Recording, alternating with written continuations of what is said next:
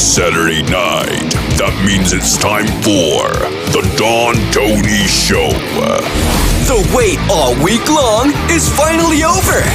Get Don Tony's perspective on current affairs in the world of pro wrestling and much more. The Don Tony Show. And now your host, the man, the legend, Don Tony.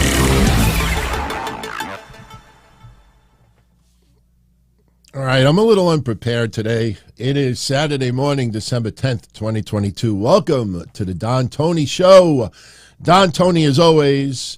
I am prepared with my Ember mug, and I have my list of topics, but I forgot my notes. It's been a little bit of a hectic morning over here. Believe it or not, I am actually bird sitting. Parents had to take an emergency trip to Florida. They were having some work done after the damage from the storm a couple of months ago, and apparently some contractor really screwed up. So they had to hop on a flight, head over to Marco Island. So this morning has been insane. Plus, I was checking emails and got a few topics that we definitely need to get into today. So, and look, I know for a lot of you out there, it is going to be an insanely crazy wrestling day for all of you. We have Ring of Honor, the Ring of Honor themed pay-per-view. And some of you ask me, why do I call it that way? You know, once Ring of Honor has regular TV, or it could be YouTube. I don't care. You do a weekly YouTube. You know, that's fine as well. But when they have regular programming and, you know, the roster is separate from what we watch on AEW, then I'll treat it as a promotion again. But, you know, for me, they have an AEW roster. These wrestlers are signed to AEW deals. And some of these matches we could watch on Dynamite. We could watch on Rampage. And some of the other names that get brought in. You know, I know there's a lot of people that'll post those, oh my God, epic, amazing, fire emojis and everything. But the fact is that they're coming in for a one-shot deal. You know, try to fill up the show with as many recognizable names. And then once the pay-per-view is over, it's back to the same stuff. You know, and listen, Claudio joining the Jericho Appreciation Society, that's going to be a pretty big storyline. That's going to be on television if it happens. If it happens. But that's why I say, you know, Tony Khan, great media call the other day. But, you know, there's an old phrase, I'll believe it when I see it. And I see some of the things that they're possibly planning for Final Battle. How do you progress those storylines if they're not front center on your television? The minute you tune into Dynamite, that first quarter hour, it's usually flooded with the Jericho Appreciation Society or something related to Ring of Honor to try to falsely inflate that number. Oh, and speaking of falsely inflate numbers, ratings. You know, it was funny. Last week, Thanksgiving, the week before, everybody was saying, well, you know, it was the Wednesday before Thanksgiving, and that's why the rating was so low. So now we're the week after Thanksgiving last week, and the rating was still low, and no excuses for that. So now this week, even better, is Spectrum had some issues with their TBS and TNT streaming channels for a short period of time. And people, including the blue check marks, are blaming the Spectrum outage for the low rating for this week again. We'll get into those ratings. I have the quarter-hour breakdown. And let me tell you something. They probably should not have used Spectrum. Actually, you know, let's just bang it out of the way. I'll just show it to you. Why get into, you know, getting into court? Let me just show you. The beginning of Dynamite this week, apparently there were some issues with TBS and TNT. Some people had no video. Some people had no audio. Some people were connected and the video would be choppy. Some people claimed they had no video, no audio whatsoever. You know, but like I said, how many of you out there know anybody has a Nielsen box? So when you see people in droves online complaining that their Spectrum is not working. Keep in mind that, almost none of them have a Nielsen box, so it doesn't affect the ratings anyway. But anyway, within a few minutes, they were fixing their problems. Yeah, it was frustrating. You had video on your screen, you didn't have audio, but it wasn't for the entire show. So before 9 o'clock, problem is resolved. My friends, look at the quarter-hour ratings. And this is credited to Brandon Thurston over at, Statonomics or whatever he does over there. He's a good guy, man. He does a lot of hard work with this stuff. But just pay attention to those quarter-hour ratings. A lot of people are very, pissed because the first quarter hour didn't break 1 million. And they're like, oh, because Spectrum was down. Look at the second hour. Look at the second hour when everything was in full force. Quarter one, the Dynamite Diamond Ring Battle Royal did 883,000 viewers. Quarter two, which was the wrap of that Battle Royal and then the confrontation with Ricky Starks and MJF, jumped up 3% to 910,000 viewers. After that was over and they had Jon Moxley backstage and Samoa Joe versus Darby Allin, that dropped 7% to 845,000 viewers. Now, by now, problem solved. I want you to explain this to me. Okay, quarter four, which was the finish of Samoa Joe, Darby Allin, that mini confrontation with Wardlow, or as Taz said, the Warlord, Orange Cassidy, Kip Sabian backstage, Jericho Appreciation Society versus Blackpool Combat Club, the first half of it, that was 876,000 viewers. So now we get into the 9 o'clock hour. The remainder of that match, the video of William Regal, and the House of Black video only went up 6,000 viewers to 882. Now it's all downhill after. 9:15 to 9:30, Jamie Hayter interview, the women's 6-woman tag team match, that dropped 12%. 110,000 viewers turned the channel. It dropped down to 772. The finish of that match, Britt Baker and Saraya backstage, and the first 7 minutes of the Acclaimed versus FTR, that dropped to 769,000 viewers. And then at the very end, which was the finish of the match and the announcement of the Briscoes, that only increased to 784,000. Now, you look at those second half ratings. Explain, if they're claiming that first hour should have been much higher, doesn't that kind of say, well, that means that even more people tuned out to Dynamite on hour number 2? This week, they treated Dynamite much differently. A lot of times, they will blow their load in hour 1. And then we'll have, a decent main event. I'm not saying the match quality is not good, but we sometimes question, why is Wheeler Yuta in a main event to close out Dynamite? Why do we have some of the people that they portray? This week, it was building. It was building, and those numbers are in the 7s.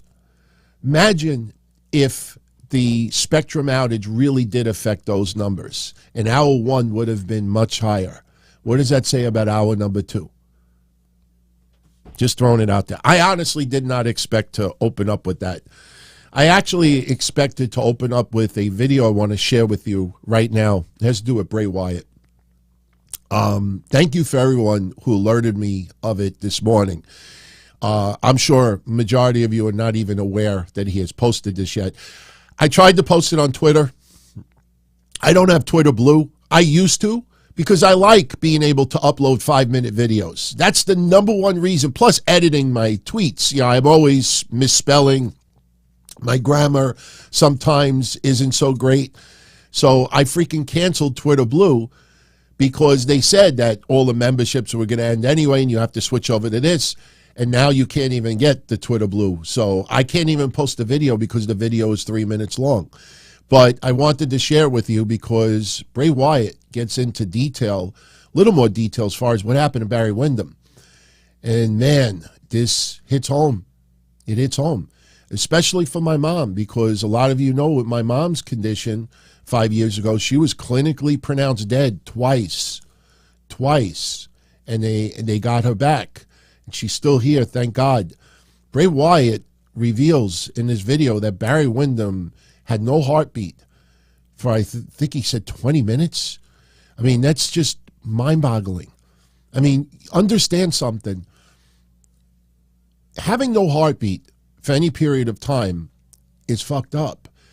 Understand, too, that when you have no heartbeat, you have no blood, no oxygen being distributed to your brain, to your whole body.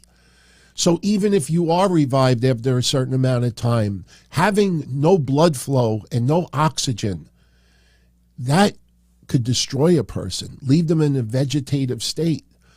So I'm going to share with you the Bray Wyatt video right now. Now, what I did, and I told you this last week, I created a tiny URL link. Because if I post the GoFundMe link here for the Barry Windham medical expenses, the link is like this big. You know, so I wanted to create a link that everybody would remember. It's something easy to pass around. So the URL that you see on this video, I posted it on there. I added it. So in case anybody wants to either donate, maybe share the link with others, you know, let them know as far as, you know, the expenses, because Barry Windham had no medical insurance, and we talked about that last week. But without further ado, this is Bray Wyatt talking about what happened with Barry Windham. Normally, I keep a lot of my outside life separate from anything that I do on here or in the ring. I just wanted to let everyone know that I'm incredibly thankful for the support and the love that I've received since I've been back and throughout my career.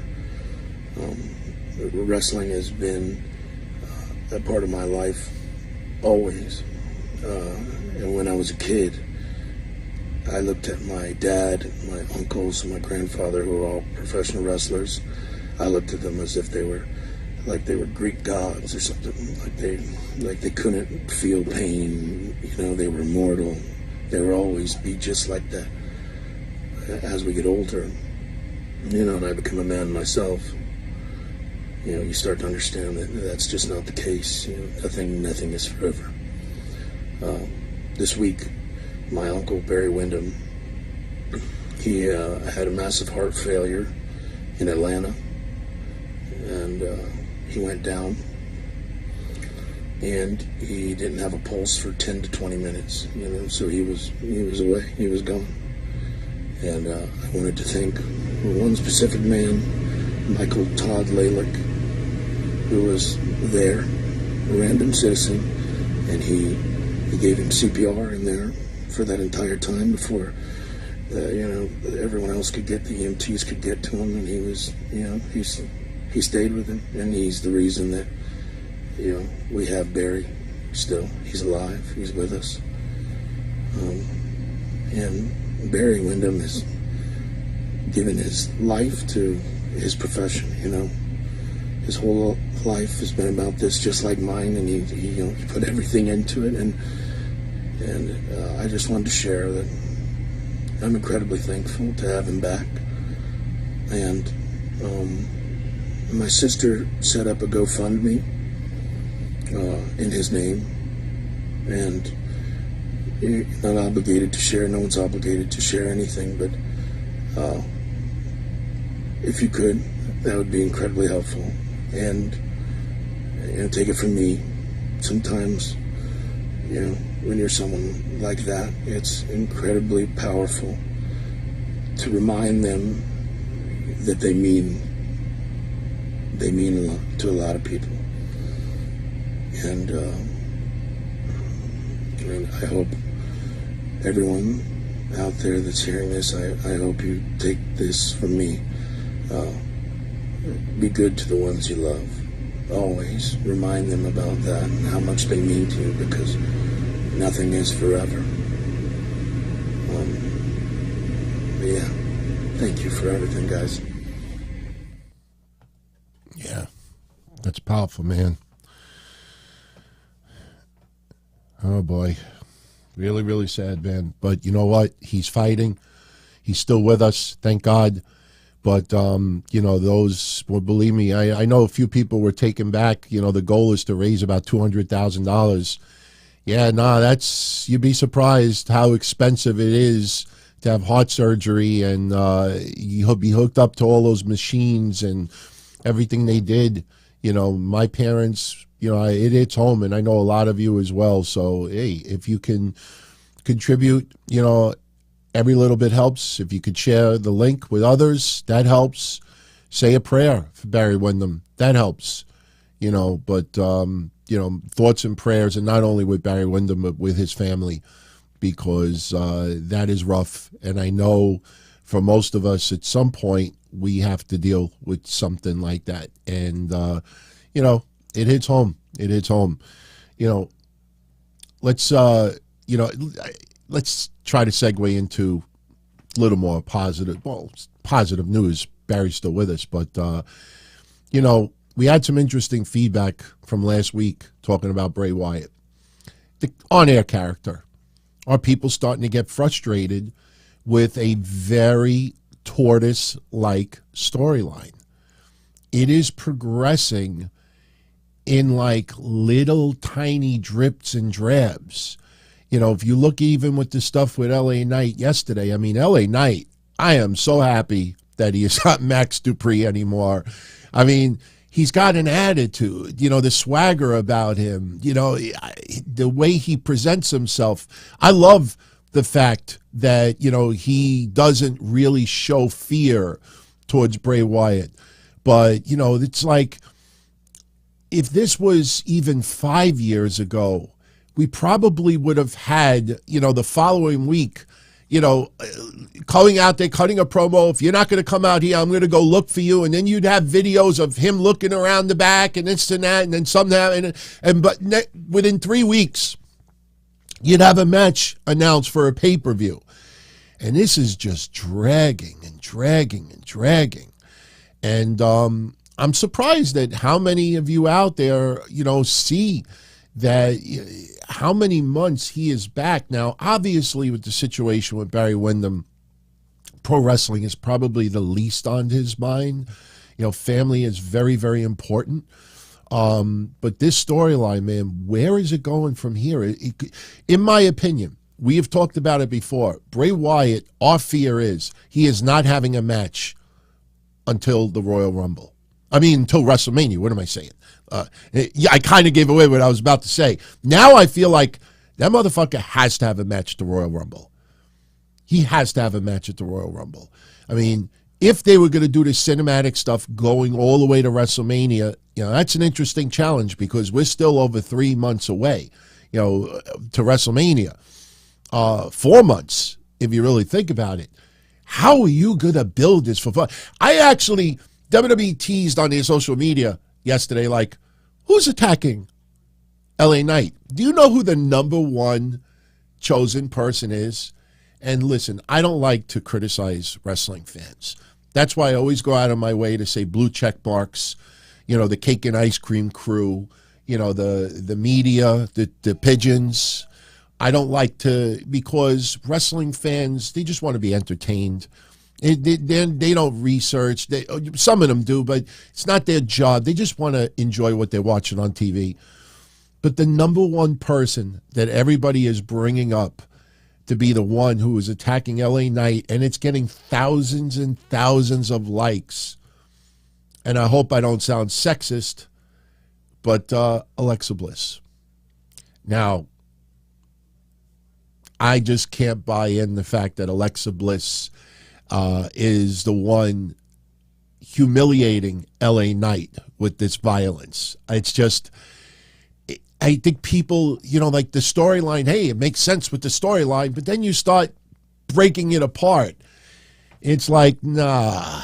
A little Alexa Bliss, 5 feet of fury.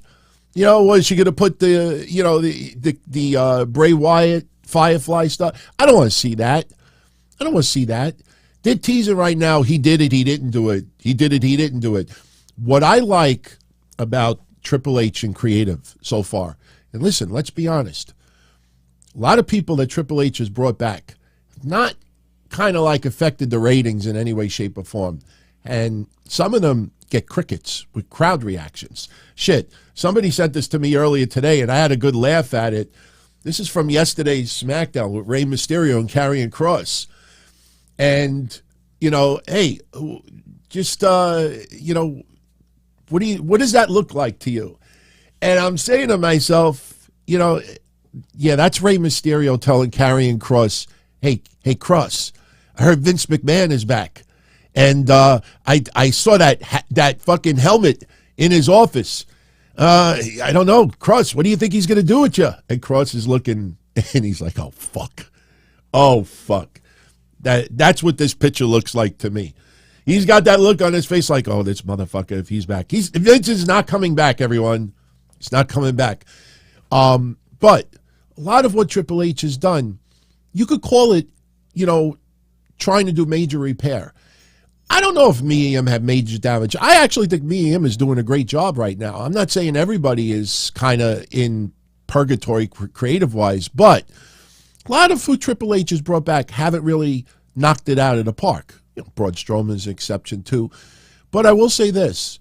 The one creative change that I am enjoying the most about Triple H, and please don't give me, oh, well, they say hospital now instead of medical facility. If you actually think it's a big deal that they say the word hospital, go get laid. Do something else. Because they use the term medical facility and people are like, oh, thank God, they now say, the fuck where's your priority? Hospital? I don't give a fuck what they call it. Just make it look good, feel good. What they did with Matt Riddle the other day. They're writing him off to the Royal Rumble. There's a little sausage for all of you out there. WWE said that Matt Riddle is injured and will be out for the rest of the year. No, Matt Riddle will return at the Royal Rumble, and he will gain revenge. And as I think we said 2 weeks ago, last week, he'll probably go right to Solo Sikoa. But I don't know if Solo Sikoa is going to be in the Royal Rumble. I'm not so sure about that. Think of the storyline. Doesn't make sense. But what Triple H is doing that is really working well is not trying to treat us like children. Like if it walks like a duck and it sounds like a duck and it smells like a duck and it sounds like a duck, it's a duck. So great example, LA Knight yesterday cutting his promo. And LA Knight is showing the clips. Remember the mask? Bray Wyatt is watching you masturbate. Remember that fun we had? And then the other mask in the background after he got attacked. LA Knight's coming out there and saying, hey, here, you got to be ridiculous. Listen to the voice of Uncle Howdy. They're not even masquerading it anymore. You listen to the Uncle Howdy voice. That's Bray Wyatt. They're not even trying to cover it up anymore. And LA Knight's like, listen, what are you stupid? So I like that WWE now does not hide the obvious. They don't hide the obvious. If something on TV is glaring, they will bring it up instead of making us look like fools. So that's one thing that I've really enjoyed. All right, we'll get into SmackDown results in a little bit. I want to talk for a few moments about Sasha Banks, and then we'll do a couple of quick super shout-outs. Actually, I want to give a super shout-out right now to Guardian of Chaos. He says, Espresso, my brother, much love. Believe it or not, this actually is espresso with a little, I put a little shot of milk in there. I actually made a double espresso with a little shot of milk. He says the Ring of Honor AEW event today looks decent. NXT should be solid as well. Absolutely. Now, if anybody out there that is thinking about getting the Ring of Honor event today, they did add an additional match to the pay-per-view, and they added 4 dark matches. And I have them here if you want to go check this out. That is the pre-show, which they call Ring of Honor 0 Hour. We have the Kingdom versus Top Flight, Willow Nightingale versus Trish Adora. We have the Shinobi Shadow Squad, Triple S, taking on Daddy Magic and Cool Hand. Mascara Dorada taking on Jeff Cobb. Those are 4 decent matches. On an indie show, that could be 2/3 of your card. I think people would actually, be fine with that. You add 2 good, main event matches. There's your indie card. That's not bad at all. Now, for the event itself, now we're not going to run down predictions. We did that on Wednesday, but Jericho versus Claudio, FTR versus the Briscoes, Samoa Joe versus Juice Robinson, Mercedes Martinez versus Athena, Daniel Garcia versus Wheeler Yuta. We have Dalton Castle and the Boys versus Brian Cage and the Gates of Agony. We have Shane Taylor Promotions versus Swerve and Our Glory. And they have now added Blake Christian and AR Fox versus Dralistico and Roosh. So, good card, man. I mean, yeah, it's how many matches we got here? We got 2, 3, 4, 5, 6, 7. We have 11, including the 0 hour. $40 I think is steep. I'm not going to lie to you. I'm not paying $40 for it. But if I hear there was an outstanding card, then maybe I'll order it tonight and watch it, and we'll cover it tomorrow. So, yeah, actually, there's a little cheap plug for tomorrow. 8:05 p.m. Eastern, Sunday night, we will not only do the sit-down, but we will also just do some quick results for Final Battle, NXT Deadline. I will give you my thoughts on both events. If I give you my review, then obviously I'm going to watch them. I'm pretty certain I'm going to watch them. I'm definitely going to watch Deadline. So, all right. Hey, we got a little prediction. We got a little super prediction here from Cappy Caveman. Thank you for the 2 spot. He thinks them boys get them belts back. I say no. No. You know what? I'll answer it like this. You look at FTR, and look, I don't like to talk about Pro Wrestling Illustrated anymore. You've seen what it's turned into. But I am happy that they stood up for the obvious, and that is the Usos are the #1 tag team of the year, and FTR is not. And that's not a knock on FTR. FTR is exceptional. FTR is excellent. The reason why FTR is not #1 is because of the way they were used in 2022. People, every time I exposed early on in the year, remember when I said it was like 3 or 4 months since FTR has had a match under the AEW banner? I posted it. Nobody wanted to comment because they want to be part of the cake and ice cream club. And if they criticize AEW, oh, what the fuck? So they were hush-hush about it. Then you're 6 months in, and then you realize, wait a minute, they only have 3 wins in 6 months, and the 3 wins are people that shouldn't even be wrestling on Dark. No names, no quality names. You put that out there, and everybody ignores it. I made that custom Dax banner exposing, their 3-4 record in 2020, and everybody ignores it because nobody has the balls to really stand up and say, listen, what the fuck? So now Pro Wrestling Illustrated chooses the Usos over FTR, and it pisses off the masses. Well, guess what? Now they're looking in the mirror, and now they're saying like, oh, well, Usos had 130 matches. You know what I mean? And FTR had 7, under the AEW banner. So, use is important. Use is very, very important. That was one of the mistakes they did given the top women for the year. We got into, the number of matches some women have had. Somebody pointed out to me the other day that MJF has been in AEW for over 3 years, and he's had a total of, I think, 37 matches? You start averaging it out. What is that, 8 or 9 a year? That's almost like maybe Undertaker 10 years ago, right? Like once a month, maybe, I don't know. For somebody that young, you kind of feel like, maybe they should be used a little bit more. I will say this in hindsight from Wednesday's Dynamite, I give AEW a boatload of credit for bringing MJF down to earth because, we all use cute words Wednesday night. Starks kills MJF. Starks torches MJF. Starks shreds MJF.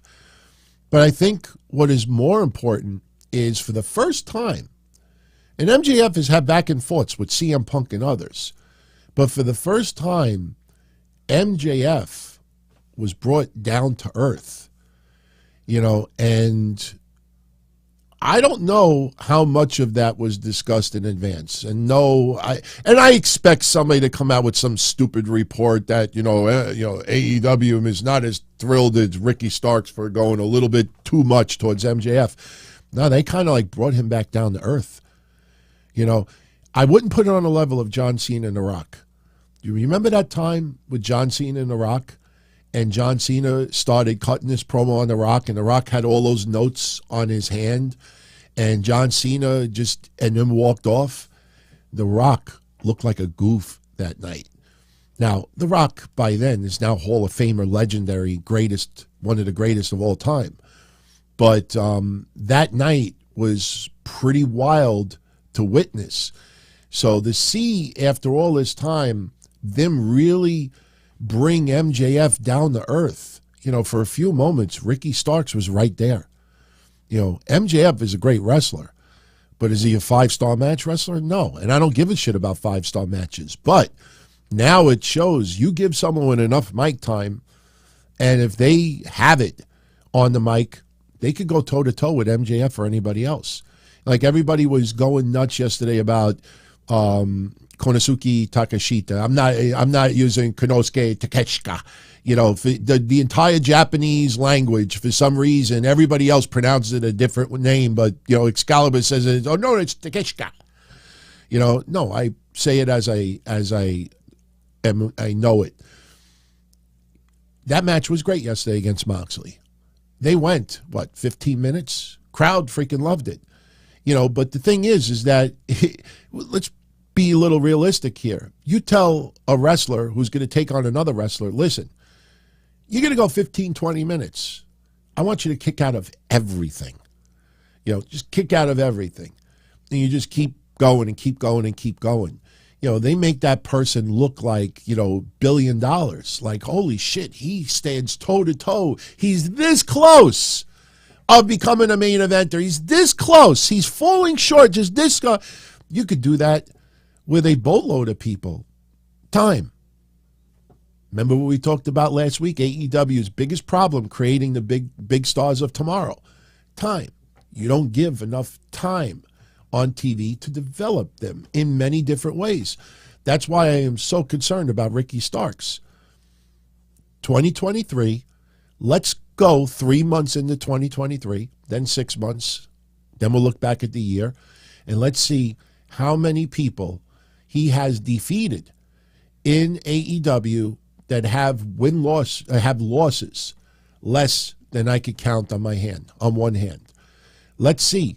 One-on-one matches, let's see who he actually defeats. Don't give me AR Fox. Don't give me Alan Angels. Don't give me Schmuck number 3. I want to see the big names, and I don't know if we're going to get that. But now, as far as them boys getting those titles back, the only way I see that happening is that IWGP and AAA are looking to take the titles off of FTR. The whole gimmick has been about them walking around with 3 sets of titles. And if they did not give them the 4th set, which is AEW's, what do you think? You think Tony goes to New Japan and say, here's $10,000. Let them have the belts for 3 more months. This way it gives us time to put the AEW titles, and they could walk around having 4 sets of titles. At some point, AAA, and IWGP, they're going to want to take those titles and give it to someone else. So what happens when you start taking those titles off FTR? Oh, now, they have all the gold. No, they don't. So if the Briscoes get those titles back tonight, that tells me that FTR is going to be losing some other titles in the very near future. And that gimmick of having all those belts is going away. because why would, especially Tony Khan, why would you remove the only belts that you actually have a direct attachment to with FTR? So, Primo Cologne, not the Primo Cologne, but thank you for the 449. AEW 18 to 49 in January was doing around 0.40 to 0.44. In the spring, it dipped to 0.39 to 0.37. Summer, it dipped to 0.36 to 0.33. Fall, it was 0.32. Now it is 0.30. The 18 to 49 is down 25%. That also reflects the overall numbers, if you think about it. They're not down 25% overall, but as the overall rating goes down, you see certain demographics being a bigger chunk of it. I have always said, I don't know how long you've been tuning into the shows. I don't mean today, I mean overall. But, you know, if you said to me, and I'm sorry for repeating this, everyone, but if you said to me, DT, what would you rather have? 1 million viewers, or would you rather have 500,000, well, 600,000, and 400,000 of them at 18 to 49? Would you rather have 400,000 viewers, 18 to 49, 600,000 overall, or would you have 1 million viewers, and maybe the 18 to 49 is only 0.25? But you got a lot of elderly people tuning in. You got a lot of kids, teenagers tuning in. You got a lot of females tuning in. My answer will never change. Give me 1 million fucking viewers. I want as many people tuning into my product as possible. I use the baseball reference as a perfect example. You have a 30,000 seat building. Let's even go minor league. You have a 10,000 seat building. What would you rather have? 10,000 people in attendance or only 6,000 people in attendance, but the demo was 0.46? You know, we had not too long ago, they were showing some stadium. I don't remember which, it might have been in Florida. And they only had 3,000 people in the stadium.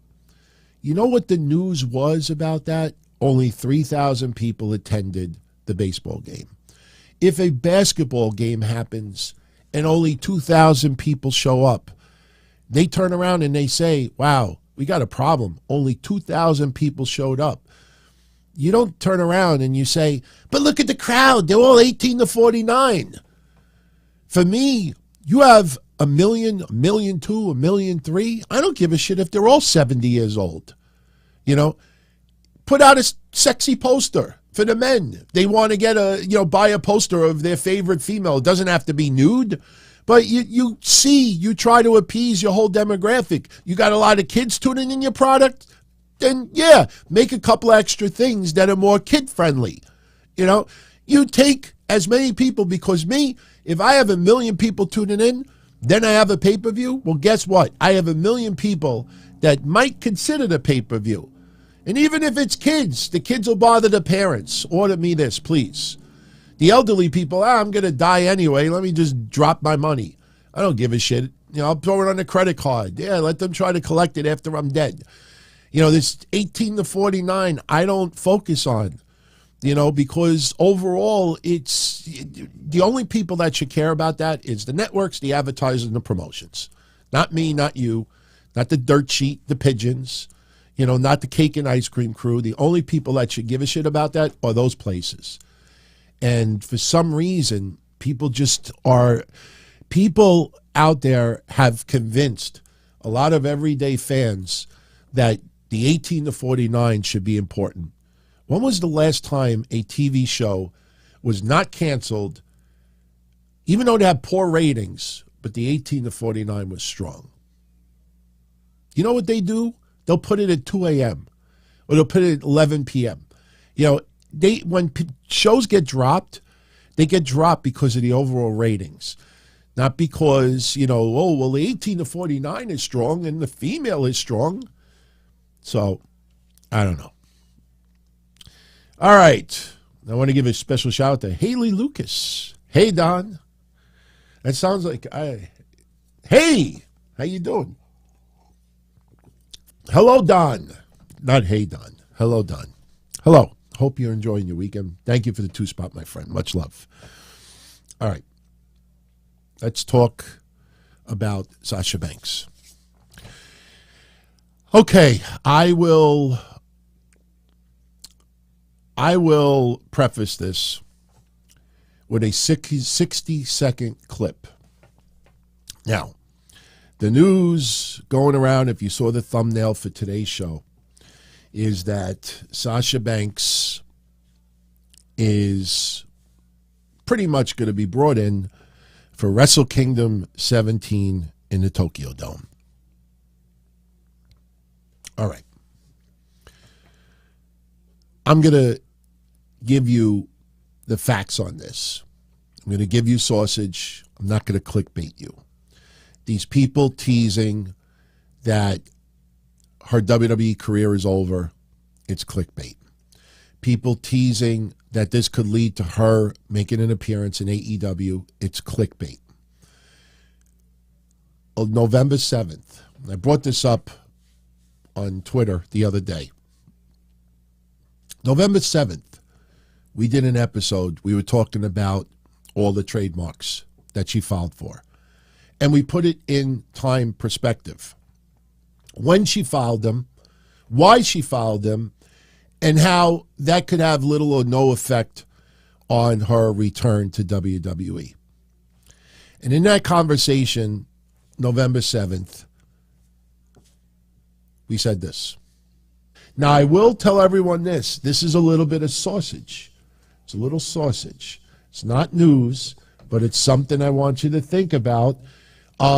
Sasha Banks is returning to wrestling.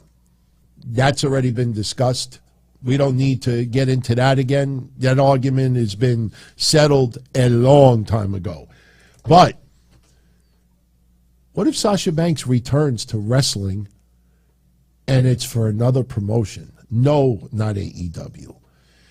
Do not discount the possibility that Sasha Banks makes an appearance in Japan or makes an appearance in a different country and wrestles a match for a gigantic payday. Now, obviously, if that were to happen, it would be under WWE's blessing because there's still a lot of legalities and contracts going on. But, you know, one thing is for certain. She's returning to wrestling. And, you know, the only question is with WWE, when?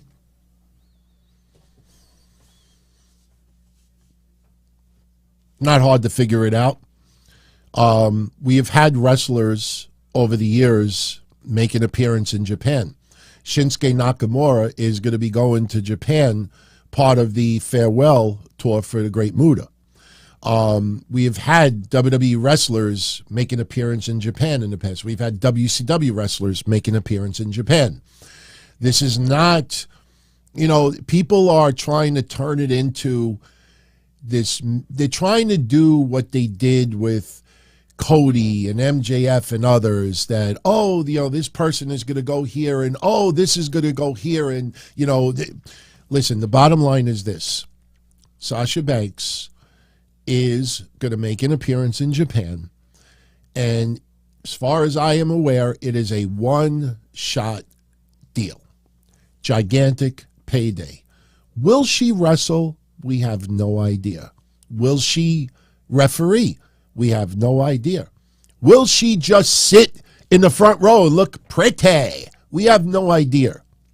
But they are bringing her in to give her a big payday, and it is a one-shot deal. It is something that we talked about a month ago. She is returning to WWE. She wants to have a Hollywood career. She wants to have a wrestling career still. She wants to work with her friends. She still loves pro wrestling, and she takes it seriously. But the Sasha Banks that you knew a year ago, 5 years ago, you could pretty much close that door. Sasha Banks will follow the footsteps more of The Rock and John Cena and others. She is going to be a part-timer. She will have spurts where she will still perform. I mean, look at when John Cena had the United States Championship. John Cena was already doing, film. The Rock, towards the latter years, he didn't come back that often. But Sasha Banks, there is going to be a balance between pro wrestling and her outside activities, modeling, movies, public appearances. That's where this is going. So the idea that Sasha Banks is signing a contract and going in Japan and she's going to be there for an extended period of time, that's clickbait, everyone. The idea that her WWE career is over and this is that's clickbait, everyone. She is going for one large payday. Is WWE kind of kissing the ass of Sasha Banks? I don't look at it that way. It's a business. It always was a business. And, when we said, 7 months ago, whatever it was, that when she first walked out, promises made, promises not kept. All right. When Triple H took over, the word that was being discussed by a lot of people, but it wasn't sexy. A lot of things that we talk about here that end up being 1,000% right, the TV14 one is a perfect example of it. If we just give you facts, it's not sexy. Why would you click the link?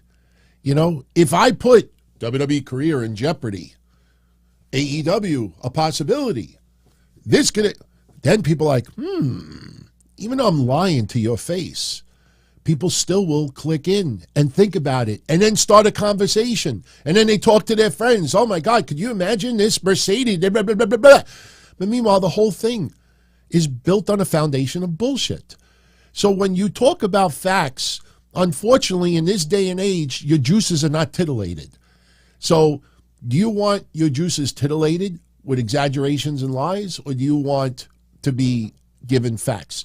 The fact is that Sasha Banks, that she's going to go to Japan, get a tremendous payday out of it, make an appearance, feel like $1 million, look like $1 million, maybe get paid $1 million. And then she comes back to the States and she continues what she's doing now. Their Mercedes Vernado brand will continue to expand. I know I just rhymed. But as far as all this other shit that you're reading, everyone, it's nonsense. It's nonsense. The stuff that people fed you about, this person and this person, it always leads to bullshit. So that is what's going on. That is what's going on. Sasha Banks, we should hear an announcement very, very soon. But I asked a few people, and I was told the same answer over and over and over again. One-shot deal. That's it. Period. No other commitments. Now, sure, it could lead to additional things in the future. But as far as this appearance goes, one-shot deal. Kind of boring, right? When you told the truth. All right. Something that might not be a one-shot deal. John Cena. He is going to be returning to SmackDown December 30th, the final SmackDown of 2022. What will John Cena be doing at the final episode of SmackDown for 2022? Well, believe it or not, word around the campfire is that John Cena may be announcing that he is going to be in the Royal Rumble match. We may see many big names that you would not expect in the Royal Rumble match. I know a lot of people still think The Rock is going to be in the Royal Rumble match and win it. You know what? Anything is possible. I'm still not buying The Rock winning the Royal Rumble. As crazy as this sounds, I think you would get enough fans that would boo that shit because they know The Rock is not back on even a part-time basis. They want to get behind. And listen, Triple H is not stupid. Triple H, the challenge is to have a balance. You want to have the Hollywood. You want to have the spectacle. You want to have the big numbers, the attention, the larger-than-life, the entertainment world talking about it, the sports world talking about it. But you also want to please your wrestling fans. Understand, you want to talk demographics? As far as WWE's mantra and their business, how they do it, wrestling fans is just a portion of the demographic. They have to please stockholders. They want to please Hollywood. They want to please the sports world. They want to please the real life world. They want to give everybody. That's why Logan Paul was such a huge success. Once they realized, look at this motherfucker training. Look at how good he is. Holy shit. This guy's picking it up like nothing. And they realize that's a guy you put in a big time position. You don't put Jay Leno versus Roman Reigns. And look, I'm just throwing that name out there. My point is, you go back to the WCW days. You see who pick up. Why do you think Dennis Rodman got a little bit more exposure? Why do you think some other sports athletes? Because they took it a little more seriously. Look at Shaq. Shaq did a decent performance in AEW. Had to get a couple of moves down pat, and it worked well. And they didn't expose it. But you're not going to put Shaq against Roman Reigns. You could see who actually could back it up. Logan Paul was a very, very unique, example. You're not going to get many Logan Pauls in the outside world that are going to come in and just turn it upside down. Bad Bunny. Look, when that guy's, musical career starts to dwindle a little bit, which I don't know if that'll ever happen, and that guy really wants to consider, would he go to the level of Logan Paul? Probably not. I'm getting text messages. Right now, my family is actually in, that was just my wife telling me that she's not pregnant, that she got her you-know-what. So that means I get nasty, yeah. How's your Saturday going, everyone? Hey, let me say this. If she would have gotten pregnant, it would not have been the Immaculate Conception. So, all right. But, Logan Paul was an exception to the rule. John Cena coming back. Don't be surprised if he announces that he is in the Royal Rumble. So, just telling you right now, not many people are talking about it. Personally, throw him in the Royal Rumble. You still want to do Austin Theory? Have Austin Theory eliminate him. You want to have a little controversy? Let him go down to the Final Four. In fact, you know what I would do with Austin Theory? I would have Austin Theory have one of those memorable runs. Have him come in almost number one and let him go 45 minutes. Let Austin Theory go almost an hour. And then ultimately he gets eliminated. In fact, I would dare say, have him go down to either the Final Four or the Final Two. I don't know who we'd be up against, but you know what I would do, thinking about it more and more? I would have Seth Rollins, Cody, Austin Theory, and John Cena? I don't know. I'm not sure about that fourth person yet, but those three I would put as the Final Four in the Royal Rumble match. And then, maybe you get, Seth Rollins eliminates Austin Theory, Cody eliminates Seth Rollins, and Cody wins it. So I still think Cody Rhodes should win the Royal Rumble. But, all right, let's get into a few other quick things. Since we're talking about Hall of Famers and legends. Yesterday on SmackDown, it was Kurt Angle Appreciation Night, his birthday celebration. We had appearances, Kurt Angle, all throughout the night. He was with Gable Steveson. How many of you out there thought that Gable was going to turn on Kurt Angle yesterday? I will admit, at one point, but it was 9:59. Once I realized, okay, we don't have enough time for Gable Steveson to turn on Kurt Angle, I thought, okay, I wonder, do you think there's any chance, because Kurt Angle has teased that he would like to have one more match and it would be a tag team match. He's had some surgeries that pretty much have ended his career. But now him just walking out there with Gable Steveson, did they plant the seed yesterday that we might see Gable Steveson and Kurt Angle team up as a tag team WrestleMania versus Alpha Academy? Just throwing the idea out there. What do you think? Because if you didn't see SmackDown yesterday, not only did we have the birthday celebration, but 20 plus years in the making, we had the return of the milk truck. There you go. There you go. Just Milkomania running wild. Look at Otis. Watch Otis. Watch what Otis does. Watch. I don't think he did it yet. Wait. When he gets up, let's see if he does it. Wait, watch closely. Watch. Oh, I think he did it already. He might. You know what? You go to the beginning of it and look at it again. Otis starts flipping around on his own. They sold that well. I don't know if anybody at ringside got wet with the milk. I thought that was pretty fucking cool, man. I thought it was hilarious. But honestly, I think we may truly get Kurt Angle and Gable Steveson versus Alpha Academy. Let me tell you something. For all participants involved, that would be a memory that would last a lifetime for them. Kurt Angle, there's no question. Everybody knows that Chad Gable absolutely loves Kurt Angle. Otis as well. Gable Steveson idolizes Kurt Angle.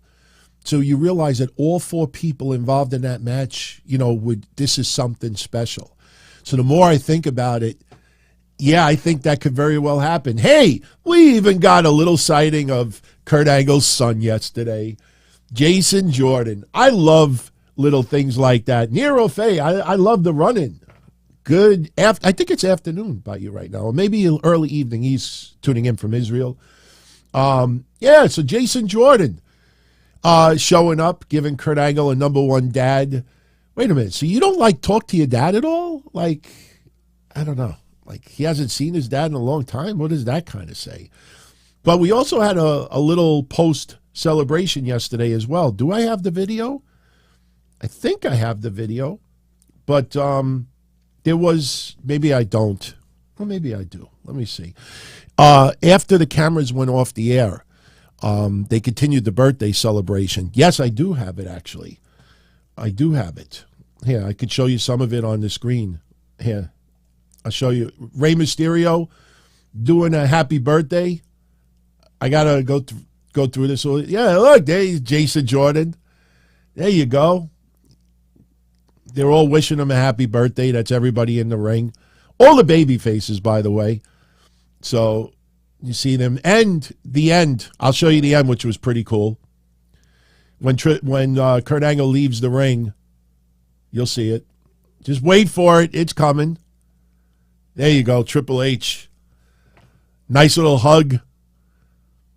If you look quickly in the background, you'd think that might be Enzo and Big Cass, even though it's Butch and Rich Holland. If you look at it a split second, you look really closely, you'll see what I'm talking about. But when they go to the back, you'll see.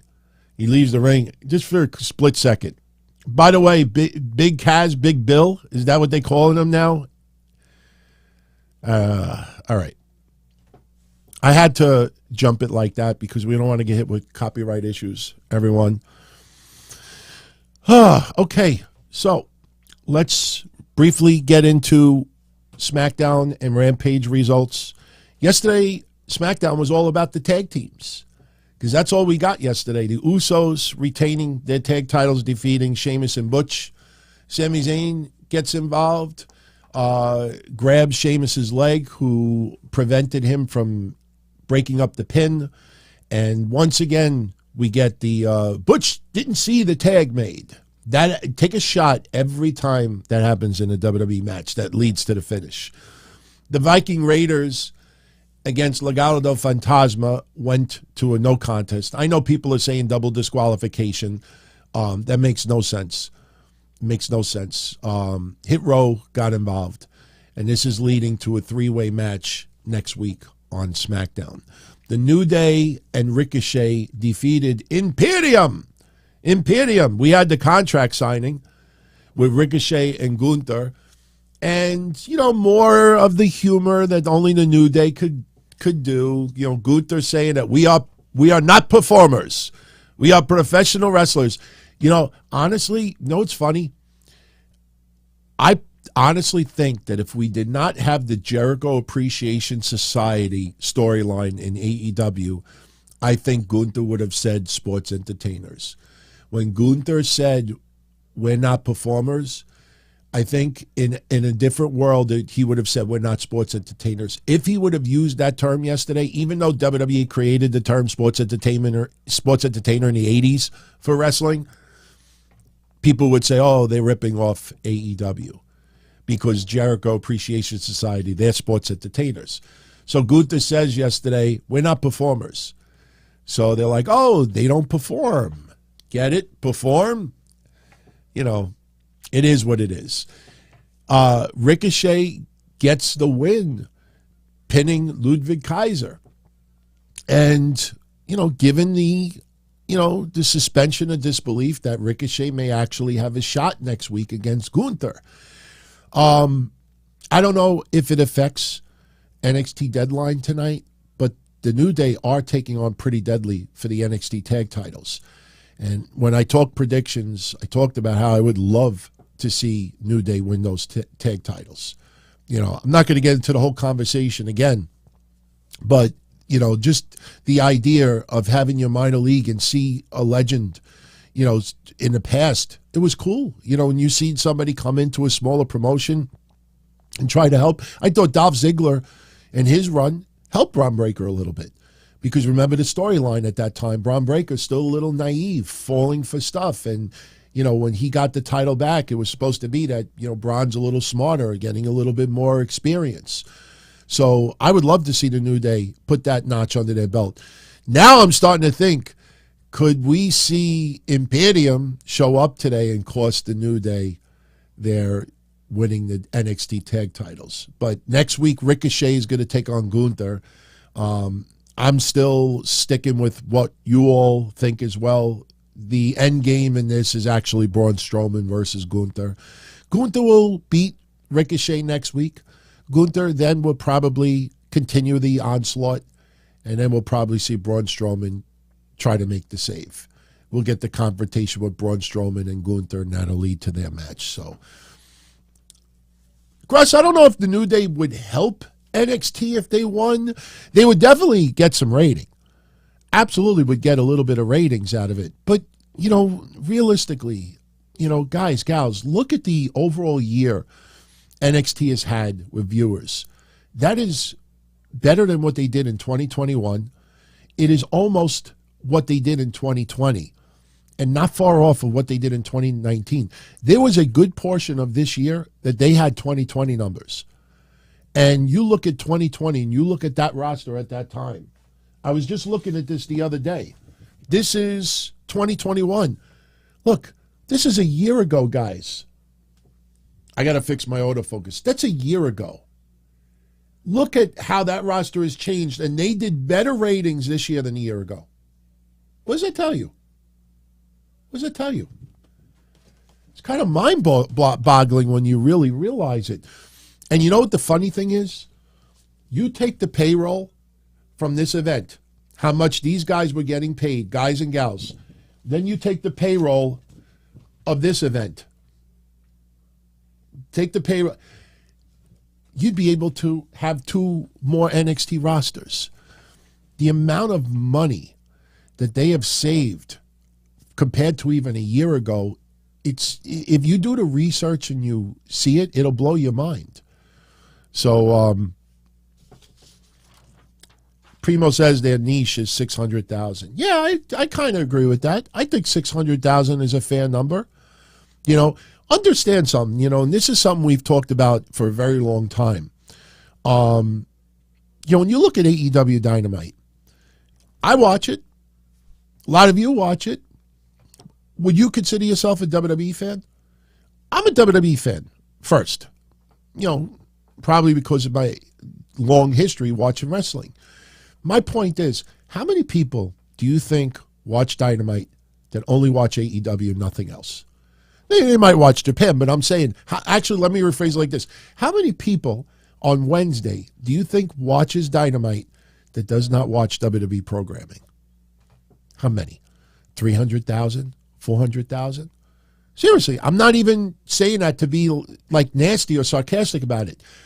How many people, and let's do the opposite. How many people that watch Dynamite Wednesday nights, how many of them also watch WWE? I think more people watch AEW, also watch WWE than the opposite. So when you talk about your core nucleus of fans, you might get 3, 4, 500,000 that are hardcore AEW and no WWE at all. It's not that big of a number.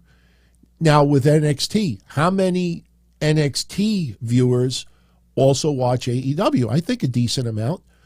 How many NXT viewers only watch NXT? I don't know, 200,000, 300. I'm just doing a wild guess. When you actually look at it like that, the numbers are not as big as we think it is.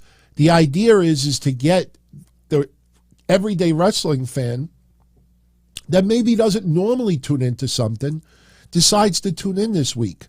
Not because it's a special event, not because it's, pay-per-view quality matches being advertised. You want to get them and you want to hook them. You want to hook them in. How do you keep them? And that's the challenge. That is the big challenge. Plus, you got to keep wrestling must-see TV. Rampage yesterday, I watched Rampage, and here's the quick results from that. We had Lee Moriarty and Big Bill. They're calling William Morrissey now Big Bill. They defeated 2 indie guys, Clayton Bloodstone and Izzy James.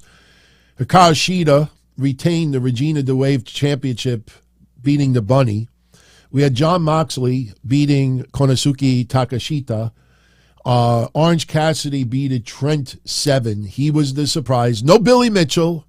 No Miro. Oh, and I have something to talk about in a moment about Miro. The EVPs are at it, everyone.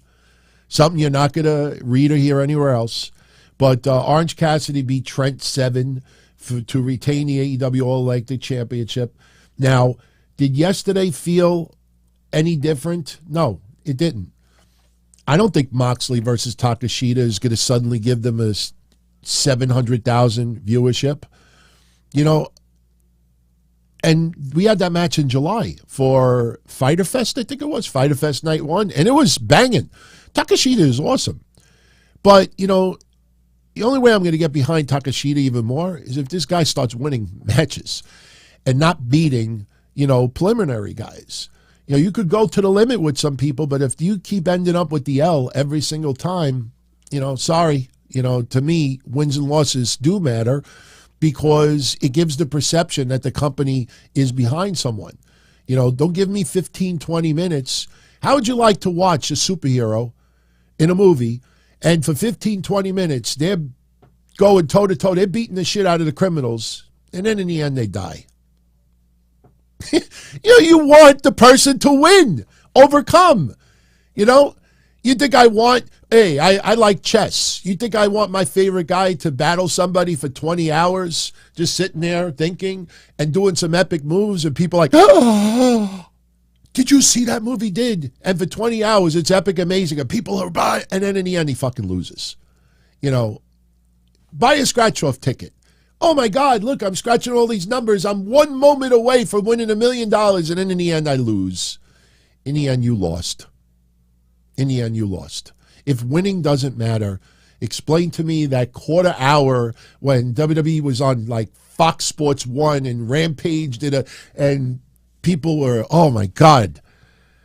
Winning is not everything, but winning. What's the saying? Winning feels better. Wait, what's that saying? Someone in the chat room bail me out on this one. There's an epic phrase that is so epic that I forgot it. I think winning feels better than losing. Someone will write it. Someone will pull it. I'll get back to you on that. But SmackDown yesterday, as we said earlier, Usos retained the tag titles, beating Sheamus and Butch. The Viking Raiders and Legado went to a no contest. The New Day and Ricochet over Imperium. Liv Morgan and Tegan Nox over Ronda Rousey and Shayna Baszler. And now Tegan Nox and Liv Morgan get a tag team title shot against Dakota Kai, Io Sky. Look, nice comeback story for Tegan Nox. I can't help but every time I watch her in the ring, I'm a little nervous about that ACL. But, hey, she looks good. Crowd is warming up to her. I think Liv Morgan being a tag partner is a great choice. And Liv Morgan needs a tag team partner right now.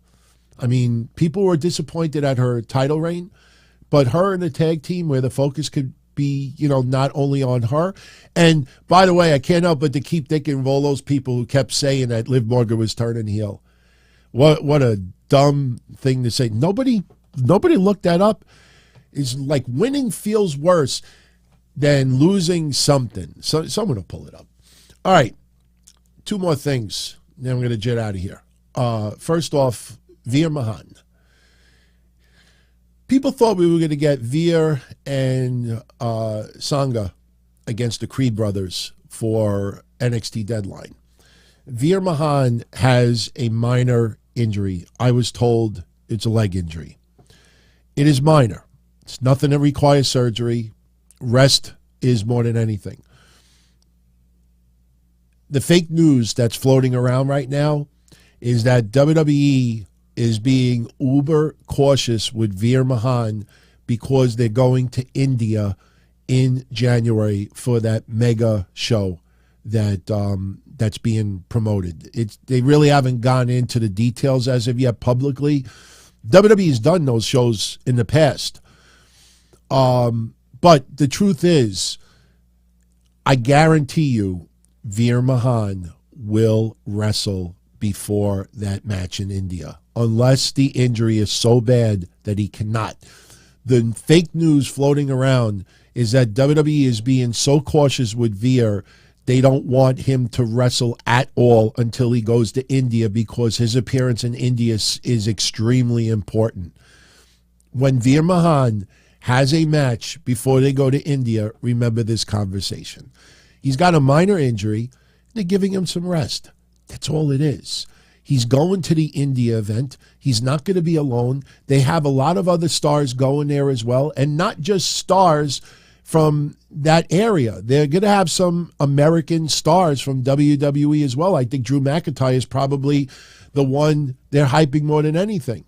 But, Veer Mahaan, his injury is minor. They don't want it to turn into a major injury. If somebody tweaks their knee or tweaks their leg or something, or even a shoulder, yeah, you may want to give them a little extra rest anyway. But the idea that WWE is not having Veer Mahaan wrestle before they go to India, that's fake news. It's fake news, everyone.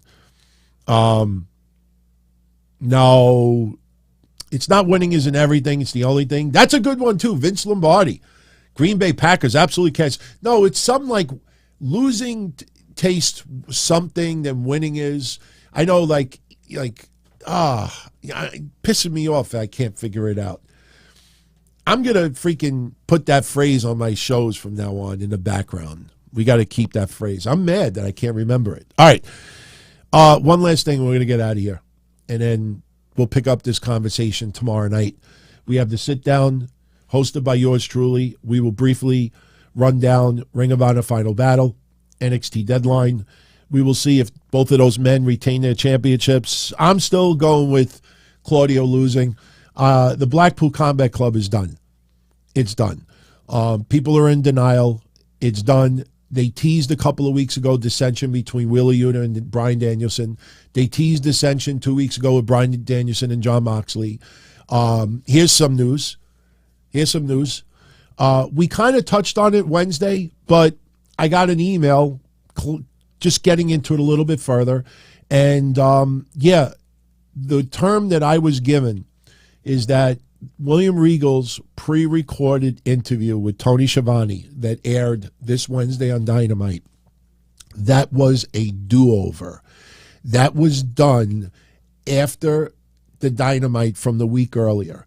Remember when William Regal showed up in the ring and Jon Moxley was pissed off and Bryan Danielson was saying, look, when my father had your demons and your battles, William Regal, it went over so horribly when the fans were chanting bullshit that Tony Khan, William Regal, and a lot of the guys, they did not want not only William Regal's last appearance, But the ending of the Blackpool Combat Club, that to be its end.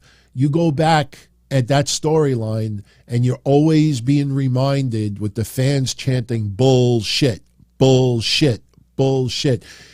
Whoever came up with that idea didn't work out well. So after that appearance on Dynamite, they decided to do a do-over. They recorded that interview with Shivani and William Regal. Because think about it. If you remember William Regal's explanation when he said that MJF was going to show up the following week and discuss it in the email, it was all over the place. And William Regal, could have told Moxley to his face that I'm giving you the final lesson and this and that and inspiration, and the crowd would have cheered and this and that, blah, blah, blah. I mean, sure, it would have affected how MJF would handle him the following week. The point is, it went over so bad, and they knew that MJF was going to lay him out, stretcher him out the following week, that they decided, let's record this interview after William Regal is stretchered out. We'll air it, and then this way it's a do-over. Like that segment in the ring about Danielson's father, and it never happened. Never happened. So there you go. Just figured I'd share. Thank you, Chaos. Losing feels worse than winning feels good. Bingo. I didn't know Vince Scully came up with that. Wow. Guys, always remember this. Losing feels worse than winning feels good. For me, I'm more the opposite. Like when you win, like it feels good. Because not only do I know that I won, I know someone else lost. Yeah, if I lose, I'm pissed off, and I'm also pissed off that somebody else won. But for me, I'd rather rub it in somebody's face that they lost. Now, if they rub it in my face, I punch them out. Maybe not physically. I don't want to get arrested over it. But yes, that's the one, Chaos. Thank you. Losing feels worse than winning feels good. Epic. Love that phrase, man. All right. Before we talk about Miro and the EVPs and the breadcrumbs, just want to pull up. Hold on.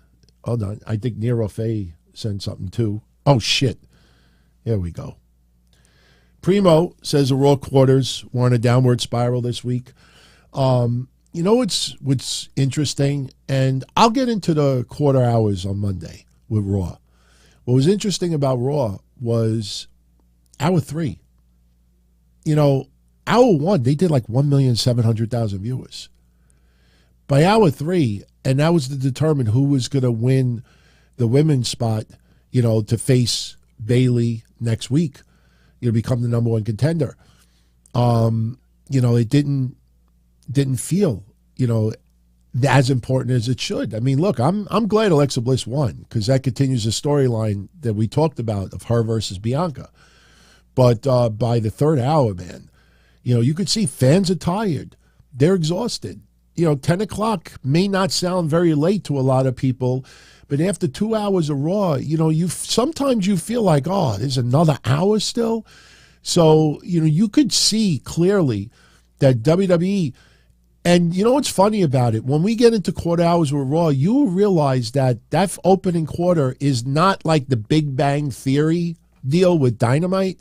They don't get this incredible overrun of people who just didn't change the channel and are still on the USA Network. But yeah, by Hour 3, man, people are just, too much. And sadly, I don't know if that's changing anytime soon. So, Daniel-san, he says, Merry Christmas, brother. Big night of wrestling tonight. Bray needs to wrestle like yesterday. I agree with you 100%. After yesterday with LA Knight, they have to have a match. Has to happen. I mean, it has to happen. And I think it should happen at the Royal Rumble. What we got to remember also is, there's not going to be that many matches at the Royal Rumble. The Royal Rumble match, we got 2. It isn't just one. You got the women's match and the men's match. How long do each match go? An hour. So how many matches are we going to get that day? 5 at the most? And I don't think we're going to get any real 25-minute bangers on top of the Royal Rumble matches. So they got to limit the number of matches. People are thinking that the Usos are going to have a match. People think Roman Reigns. Now I personally think there's no way Roman Reigns could wrestle in a cage against Kevin Owens. We talked about that 2 weeks ago. I can't even see how that's possible. You have 2 one-hour matches or close to it, and then you're going to do a cage match on top of that? Is it going to be a 4-hour event? Maybe it will be. Rockstar Wolfie was at Raw Monday. He said at 10:35 they left. The third hour killed them. Listen, I remember when I used to go to baseball games, especially if, my team was losing, we would leave at the 7th inning, and because we wanted to get a head start away from the traffic. And the funny thing is, growing up Don Tony, you'll get a kick out of this, because I guarantee this has happened to a lot of you out there. How many of you out there ever went to a baseball game and your team is losing? Maybe not by much, but your team is losing, kind of futile, and your dad or your mom says, come on, let's leave a little early, and let's, this way we can get ahead of the traffic. And you walk to your car, and then as you walk into your car, you hear the crowd erupting a little bit. But meanwhile, you're like, well, they're losing, so all right, they got a hit, nice. And then you get in the car, and you turn the radio on, and you're like halfway through the parking lot, and you're starting to drive home, and then all of a sudden they make a comeback. That's happened at least a half a dozen times in my lifetime that I fucking left the game early. Thank God I didn't go to Game 6 of the World Series with the Mets. I did that night. It's one of those nights I remember what I was doing. I remember what I was wearing. I was wearing fucking Spider-Man pajamas. And when they won Game 6 of the World Series in '86, I lived a block away from Juniper Park.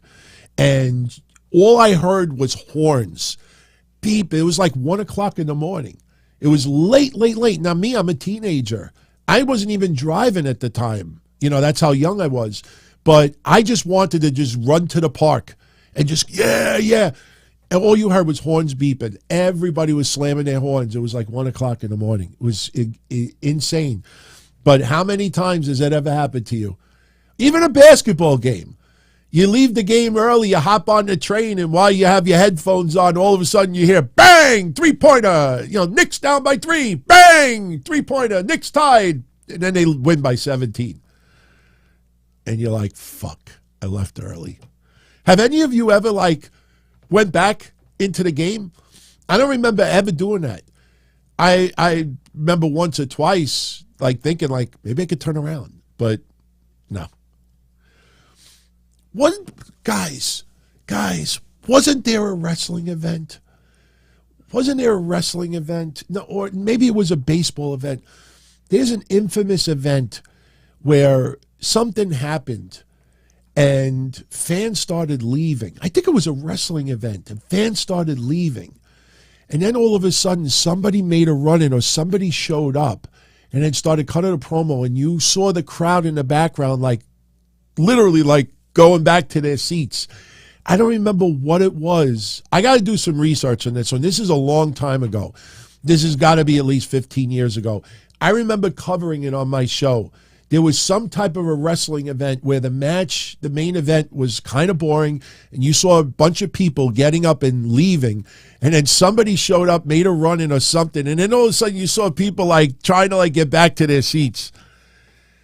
I'm sure it's happened in football games. Hell yeah. Nero Faye's asking me, who do I got? Morocco, England, France, Argentina, or Croatia? I'll be honest with you, I am rooting for England. I got a strange feeling that Argentina may actually get it. I'm rooting for England. USA got knocked out recently. But, I'm going to root for England. So, I don't know, who do you all got? Post it in the chat room, comment section. All right. Before we go off the air, we're right on time pretty much. Let's talk for a moment about Miro. Dima! You seeing what's going on right now? EVPs are back in full force. What's interesting is a lot of AEW fans who are CM Punk fans, even if CM Punk was wrong in the platform that he did at the media scrum, saying what he said, the way he was treated, people are not thrilled about because now he is gone from AEW. See, what I think a lot of people forget is that CM Punk, even if he was still with AEW right now, would be healing from injury. Maybe he would have done commentary a couple of times. Maybe he would have hit the ring and cut a promo. But he still would not be wrestling. But what CM Punk fans that are AEW fans don't want is they don't want one side of the problem spiking the football in our faces. All right, you're happy he's gone? The EVPs, Colt Cabana, everyone else, they're happy that they overcame it and they prevailed in the end. That's good. Good for you. Go to fucking Outback Steakhouse, eat steak, drink, hang out with the Dark Order, party up a storm. Michael Nakazawa could walk around with a string bikini on. You do whatever you want to do in the privacy of yourselves. But to go on TV, character, not character, film it, YouTube, not film it, didn't do this, you're basically just rubbing it in the face. And a lot of fans are not happy about that. And what that is doing, this is dangerous. Remember this conversation because it is happening right before your very eyes right now, it is empowering a lot of fans who kept silent in the past to either feel like they were part of the cake and ice cream crew. Everything is epic, amazing. Look, I have goosebumps. Everything is unbelievable. AR Fox is fighting on Ring of Honor. LFG, oh my fucking God. Blake Christian. Ah! I hate to single those two guys out. Go look. Type the name on social media. Take a shot every time you see a fire emoji. And no, they don't mean like a fucking, like a burning building, or dumpster fire. That's a better way to put it. No, they're like, oh, LFG, LMFG, LFG times 10. Wrestling fans that are AEW fans that were also CM Punk fans, there's quite a few of them. And now they're getting empowered to start complaining a little bit more. Tony Khan ain't the booker of what he used to be. I was watching Cornette. And this will lead to Miro in a second. I was watching Cornette yesterday. He was talking to Brian Last, and he said something that you and I have been talking about for a couple of years now. And, AEW was almost created, I don't want to say similar of why NWA, TNA was created, but it was created to be an alternative for WWE. But it was also targeting fans that were angry at WWE, that Vince McMahon was the devil. And if you remember 3.5 years ago, I said it'll be the first millennial promotion, that it just caters to that, not only age demographic, but the mindset.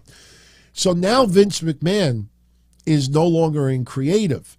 So the demon, the scapegoat, he can't do Fire Russo anymore. The scapegoat is gone.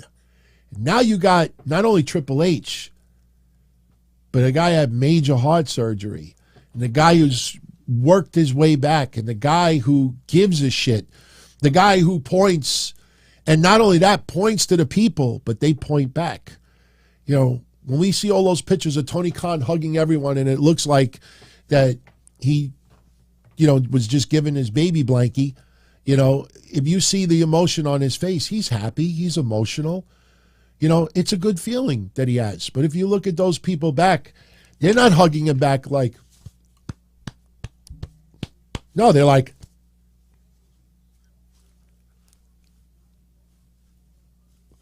they feel awkward. When Triple H points to those people are pointing back. When people try to say, oh, well, Vince McMahon hugs people too. Yeah, most of the times those wrestlers approach Vince McMahon. Thank you for the opportunity. Thank you for giving me the privilege. Thank you, boss. Thank you. When they walk up to it's a difference between hugging and hugging back and the wrestler initiating it. I don't make fun of Tony Khan with that stuff. You know, the guy, this is a big deal to him. But here's the thing.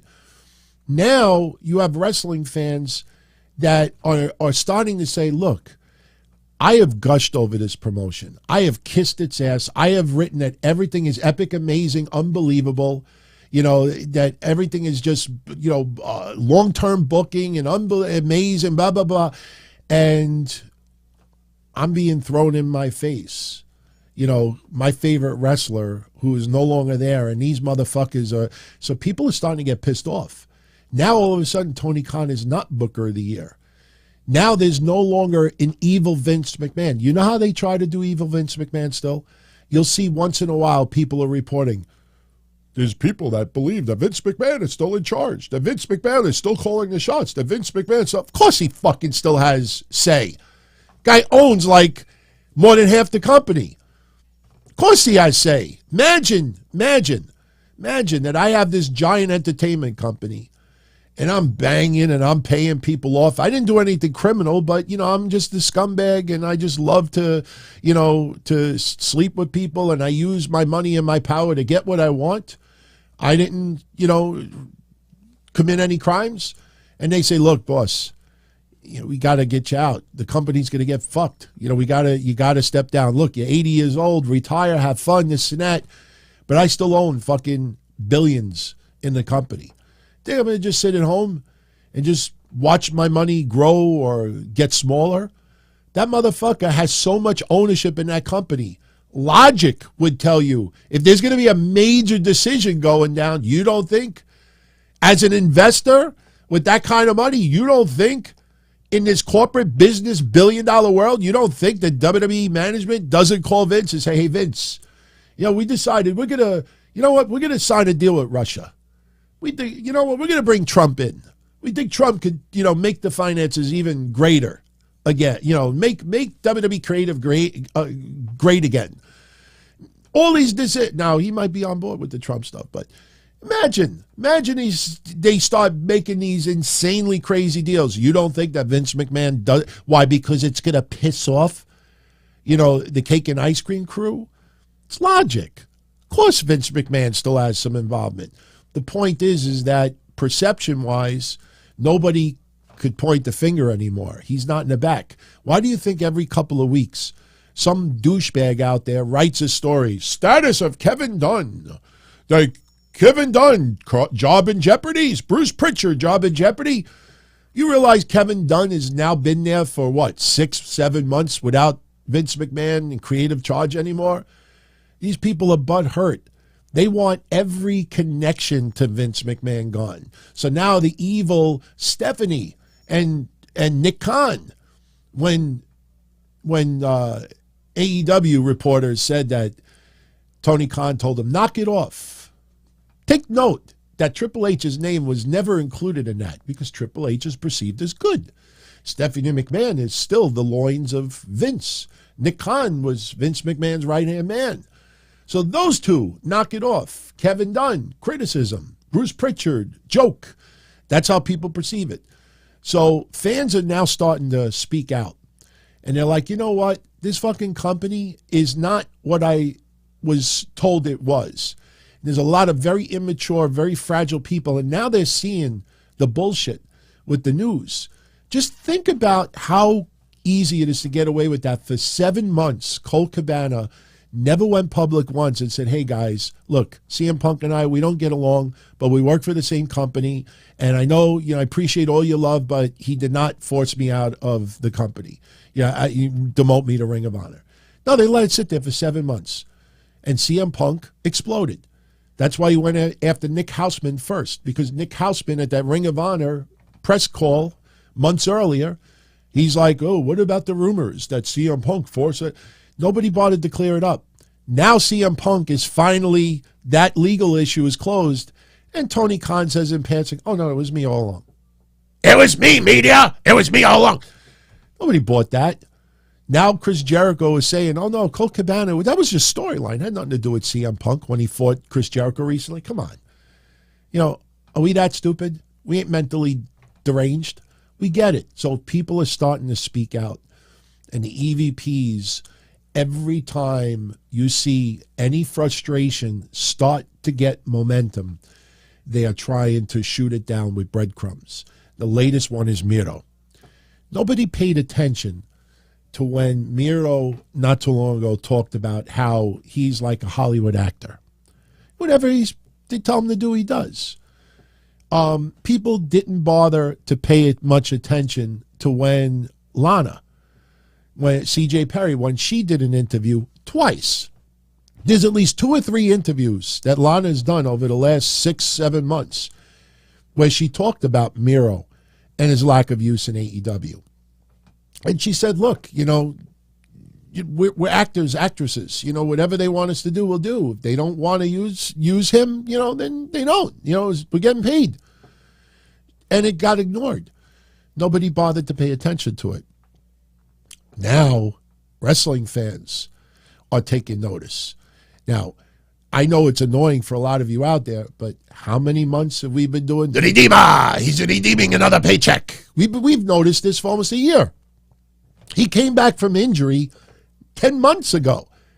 And we're like, why is it not on TV? The Redeemer.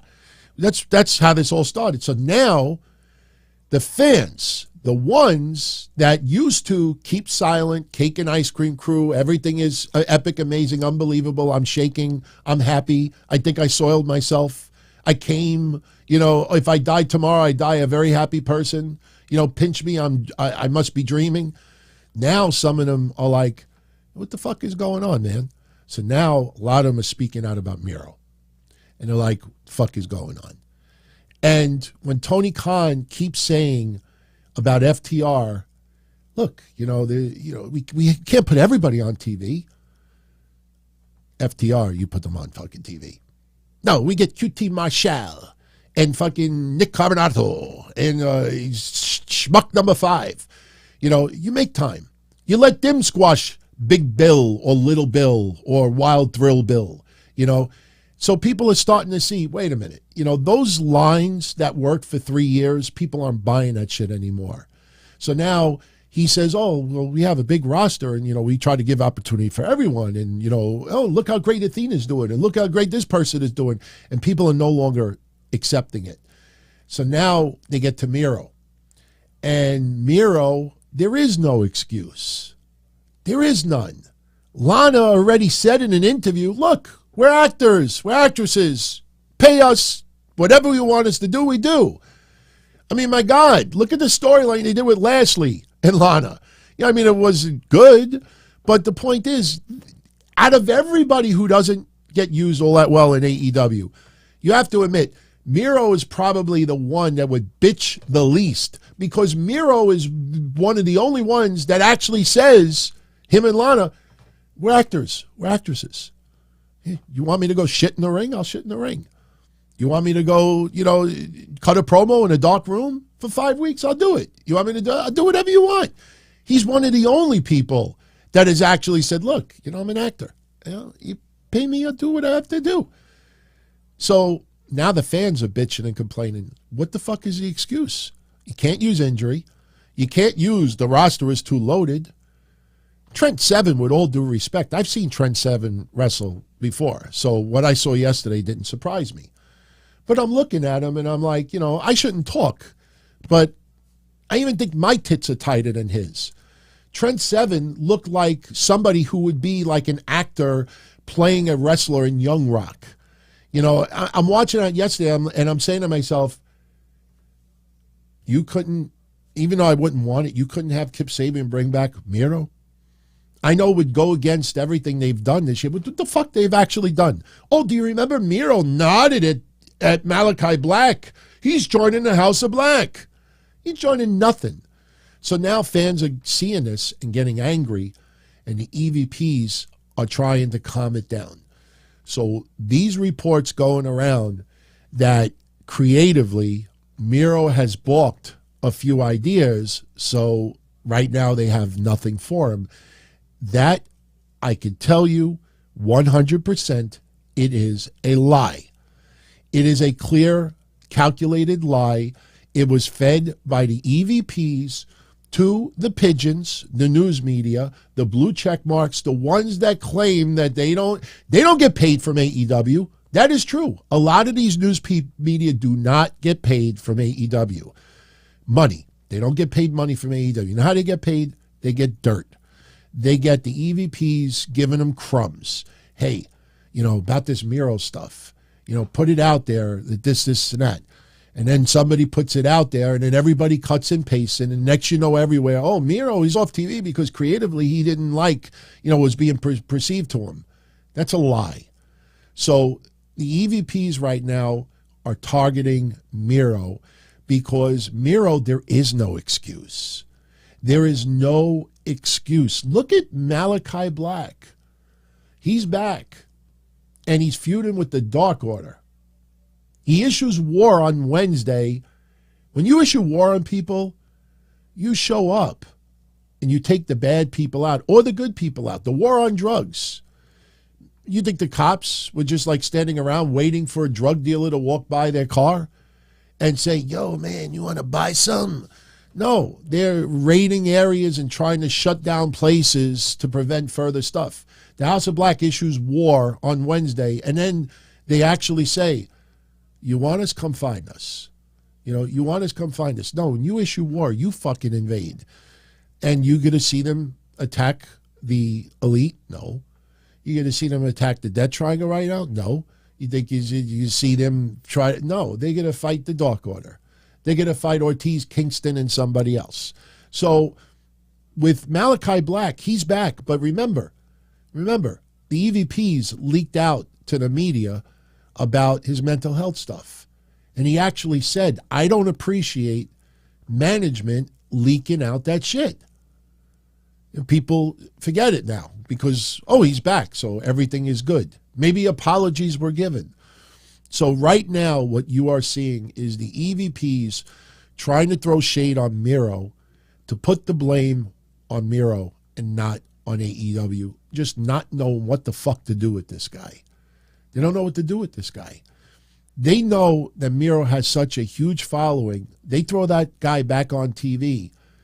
You got to do something big with him. What are you going to do? You got to put a belt on him eventually. What are you going to do? That's why Hobbs now is walking through the streets of Los Angeles. And now you notice, now it's regulated to Rampage. Soon it'll be a social media exclusive, Twitter exclusive. He's walking down the hood. That promo that Hobbs cut yesterday on Rampage, that should have been done 3 years ago. Before everybody got to learn Hobbs a little bit. We know about Hobbs already. We know where he came from. We know about, his personal stuff. We don't need this reintroduction. This isn't Lacey Evans. So right now, the EVPs are targeting Miro. And unfortunately, it's working because people out there want you to click on their podcast, click on their articles, click on their Patreons, and they don't care if the story is true or not because they'll just say, it was reported. It was reported. I'm just reacting to the news. Instead of coming out there and trying to get the answer and say, okay, it's bullshit. The story is bullshit. Instead of trying to get the answers, they'll just say, oh, it's reported. That's why I never even talked about EC3, and I love EC3, but what a fucking stupid comment to say about why William Regal left AEW. I didn't even make this show, but instead people are like, oh, I'm just reacting. I react to actual news, and I will dispel something that's not true. When something is ridiculous, like almost like Bizarro Land, doesn't even make the show. So unfortunately, a lot of places out there are reporting that Miro is off TV because creatively he balked on a few things. He's probably one of the least that would balk at this stuff. So I just wanted to throw it out there. And yes, I got that from people who I do trust behind the scenes. So, take it however you want. This is my mom just telling me they landed in Florida. You could hear it. Oh, hang on. Personal stuff, everyone. I got to make sure they landed safely. Yeah, Aunt. Watch. Yeah, Aunt. Yeah, we just landed. Watch. University's a for arrival. Hello? Anthony? Yeah. Aunt? Yeah. You hear me now? Yeah. All right, we just landed. Okay. Thank you. All right. Listen, I just wanted to tell you, the spray that you... Yeah. I know. I was just going to tell you, I opened it up and it smelled funny, and I said, I don't think I should be spraying the bird with this. All right, good. All right. No, not yet. All right. I'll talk to you later. Bye. Sorry, personal stuff. When you do a show in the afternoon, you're going to have that sometimes. So, hey, at least you got proof that, when I said to you earlier that I had to emergency bird sit, that they had to fly emergency to Florida. So, all right. So there you go.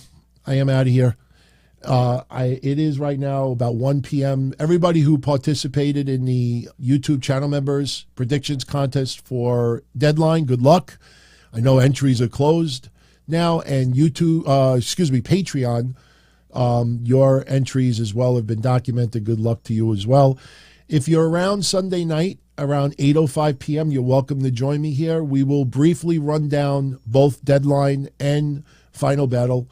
I'm probably going to watch both shows. I'm definitely not going to review something that I didn't see.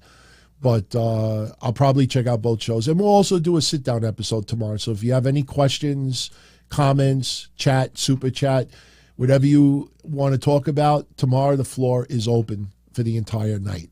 I go in tomorrow with a blank piece of paper, and whatever you choose to talk about, we talk about. And hope everybody enjoys your weekend. Much love as always. And on the way out, if you enjoyed this episode, take a moment, smash that thumbs up. It does help. That algorithm that everybody talks about. I don't pay too much attention to it. People say I should, but, liking the shows, subscribing, channel member, letting other people know about the shows, posting a comment, all that helps. It helps more than you know. We want this channel to be twice as big in 2023. I know that's not going to happen, but, we definitely want to grow. And if I don't see this shit growing, then, I have to start thinking about other things to do. But everyone, it's been real. Hope you have a great weekend. Whatever you watch, wrestling-wise, enjoy it. You're going to watch World Cup, enjoy that as well. We'll see how off my prediction was. But have a good one, everyone. All the best. And you have any feedback on what we talked about tonight, please speak out. Let me know. And, we'll talk about it. So, everyone, have a good night. I realized not to press that button. For the last two shows, we've had this epic fail. Look, see, there's one epic fail. It's just randomly choosing different things, so I have to do it manually. So, all right, as everybody. Far back as I can remember, I always wanted to be a podcaster. For me to live any other way was nuts. To me, those goody-good people who worked shitty jobs for bum paychecks and took the subway to work every day and worried about their bills were dead. I mean, they were suckers. They had no balls. If I wanted something, I just took it. I ran everything. I paid the bills. I paid the host. I even paid the masked maniac. Everybody had their hands out. Everything was for the taking. We always called each other good fellas. You would always hear from somebody. You're gonna like Don Tony. He's alright. He's a good fella. He's one of us. But if you're part of my crew, nobody ever tells you they're gonna get rid of you. It doesn't happen that way. There weren't any arguments or curses like in the movies. See, your haters come with smiles. They come as your friends, the people who've claimed they care the most for your life. And now that's all over. And that's the best part. Today everything is different. There's lots of action. I don't have to wait around for everything like everyone else. Oh, I didn't get the vaccine? Fuck you, vaccine me. Oh, your delivery guy has COVID? Fuck you, feed me. Right after I moved here, I ordered egg noodles and ketchup, and I got spaghetti with meat sauce. I'm no longer an average nobody, while they get to live the rest of their lives like a bunch of schnooks.